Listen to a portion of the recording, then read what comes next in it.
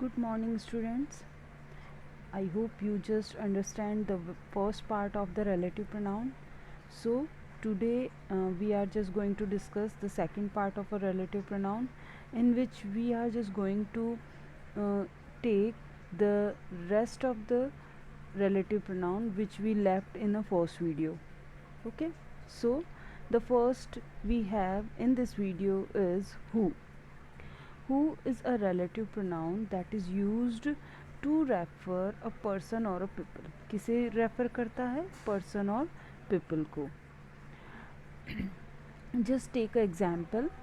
David sits on the first bench. David is my best friend. As we read in a first video, that is relative pronoun is also used to join a sentence. क्या काम आते हैं? Sentence को join करने के भी काम में आते हैं.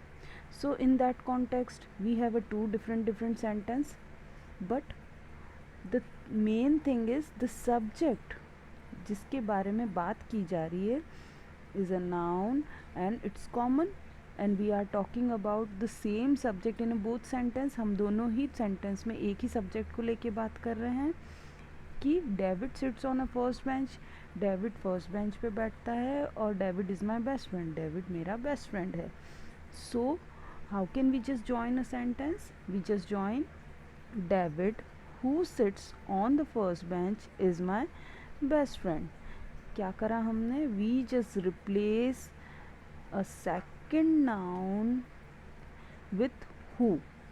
हमने जो नाउन था सब्जेक्ट नाउन उसे किससे रिप्लेस कर दिया? हु से रिप्लेस करके सेंटेंस को ज्वाइन कर दिया कि डेविड जो फर्स्ट बेंच पे बैठा है वो मेरा फ्रेंड है.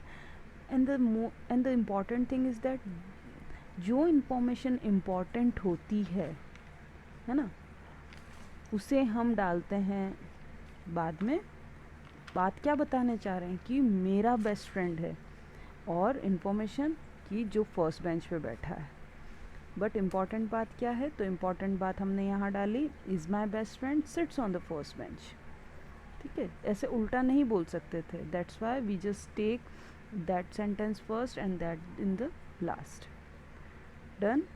Okay, next just take a look one another example. The girls is standing there, she is my sister. Again we have a noun the girl, and here she. We use for the girl the pronoun is she use किया इस girl के लिए. And in both sentence we are talking about a same person, same noun. That's why we just take a commonly the girl, and for the second और उसको replace करने के लिए हमने क्या use किया? who is standing there is my sister. So conclusively हम क्या बोल सकते हैं?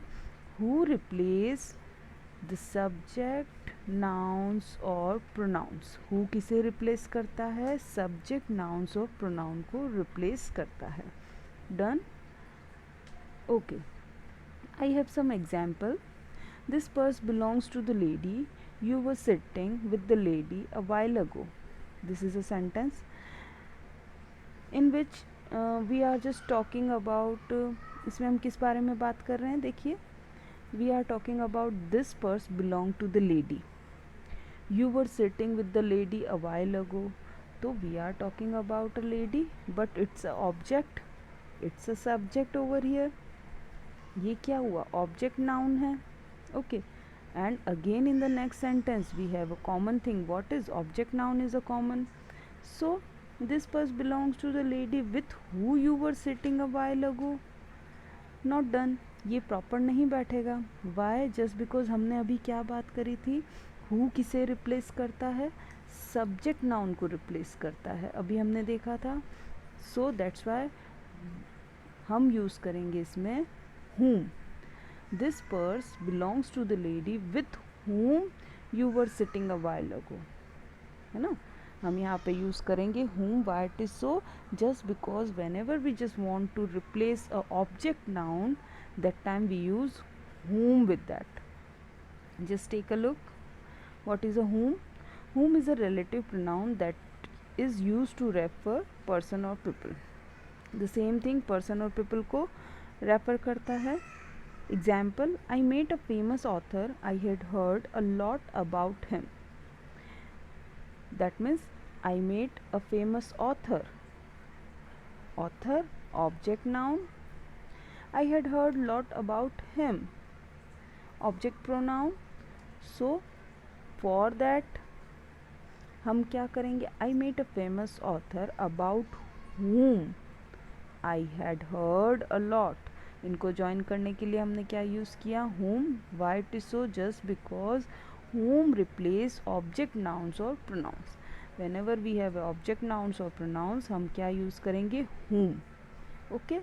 One more thing which we have to remember, that is whom is often used along with a preposition. whom जो है वो हमेशा या अक्सर preposition के बाद ही यूज़ किया जाता है. लाइक देखिए, with whom, to whom, about whom, for whom. इस सेंटेंस में देखिए about whom. इससे पहले वाले सेंटेंस में अगर हम यहाँ देखें तो with whom. so whom is often used along with a preposition. whom हमेशा preposition के साथ में आता है. okay. now next is whose. whose a relative pronoun is used to express position or we can say belongings. ये belongings को भी show करता है. जब हमको कभी belongings या position को शो करना हो, that time we use whose. okay. just take a look of example. I visited my friend, his mother was ill. in that sentence I visited my friend. अब ये आया है यहाँ पे his mother, possessive adjective. possessive adjective को हमको relate करने के लिए और रेफर करने के लिए हम क्या यूज़ करेंगे, whose mother, जिसकी मदर बीमार है. ओके.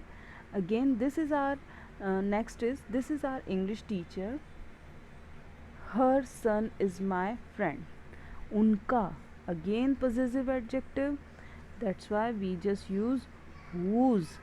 तो whose is used to replace the possessive adjective. whenever we have a possessive adjective in our second sentence or in our sentences and we want to join both sentence, that time we use whose. okay. so these are the relative pronouns. rest of the relative pronouns जो हमने previous video में छोड़ दिए थे. so through that हम लोगों ने 5 relative pronoun किए हैं. okay. और इस वीडियो में हम लोगों ने करा है whose, who, whom और whose. who is replace the noun subject noun, whom replace the object noun and whose is replaced possessive adjective. okay. so do this homework or do this all notes in your notebook and try to understand that. I will just give you the worksheet related to this relative pronoun tomorrow. okay. thank you so much.